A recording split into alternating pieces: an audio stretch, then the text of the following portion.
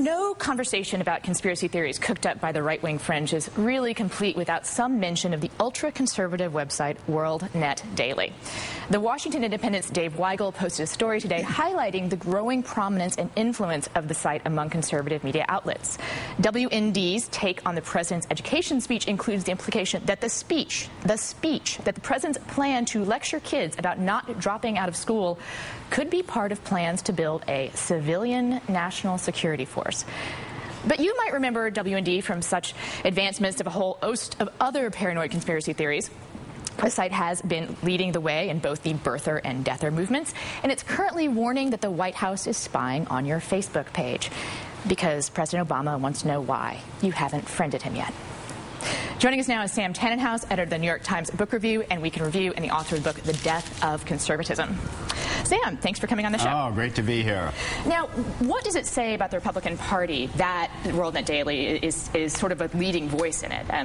Well, there's a long history of this. Tom Frank alluded to it. The main precursor to this kind of activity was something called the John Birch Society, which was an Americanist, so-called Americanist group, very big in the early 1960s. They published a magazine called American Opinion, and they had ideas. This fits into the whole school controversy that the PTA had been infiltrated by communists. Was the fluoride in the water also? The fluoride in water, communist plot. Dwight Eisenhower was a willing tool of the Communist Party, all of this kind of thing. What was interesting was then conservatives and leading figures within the GOP realized at some point they had to put a stop to it. So leading Republicans like Senator John Tower from Texas, Nelson Rockefeller in New York, Barry Goldwater, Ronald Reagan, some of these figures had flirted with the John Birch Society, decided, no, that's enough. This is what we haven't seen today. We haven't seen the political leaders come forward and put a stop to it. Let me tell you exactly how it happened. In 1965, the greatest conservative intellectual of the period, William F. Buckley Jr., put out a special issue of National Review in which he denounced the John Birch Society, in essence, read them out of the conservative movement, and made sure Reagan, Goldwater, and John Tower were on board, and John Tower stood on the floor of Congress and read Buckley's columns aloud and had them entered in the congressional record. That's what we're not seeing now. What's missing here? Is there a Buckley figure that's missing? Is there a Tower figure that's missing? Is there someone?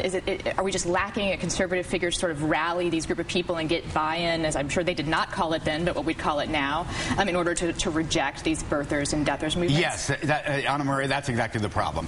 If you look at the rise of conservatism in its great periods, what I describe in this book, it was really led by intellectuals, people like Buckley, James Burnham, Whittaker Chambers, very serious-minded humanist intellectuals whose ideas then penetrated the Republican Party and shaped its attitudes. Now what we see are supposed intellectuals on the right who are really mouthpieces of the party and don't differ with it in any way.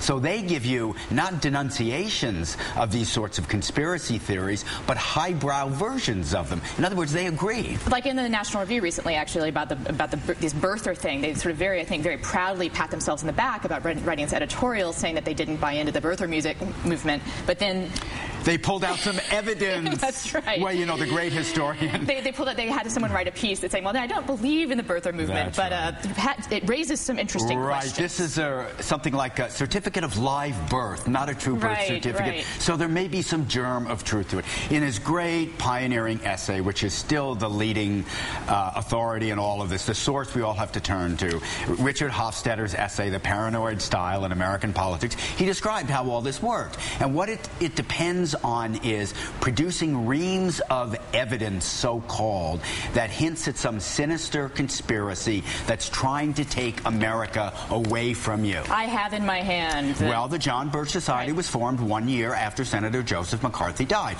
That's the idea. The enemy is, as Tom Frank and you said before, it is the elite. They had a great term for it, the managerial elite. All the intellectuals in the culture, all the teachers, the doctors, the lawyers, the writers, the thinkers, the poets, everybody, especially those working in federal government, will take your country away from you. It was a very effective strategy for gaining power. Obviously, that fear is feeding into what the reasons why people are gravitating towards this now. I know a lot of young, really smart conservatives. I hope that one of them out there is going to turn out to be the next Buckley, or better. Sam Tannenhouse, editor of the New York Times Book Review and the Week in Review, and the author of the book, brand new, The Death of Conservatism. Thank you so much for joining us. My pleasure.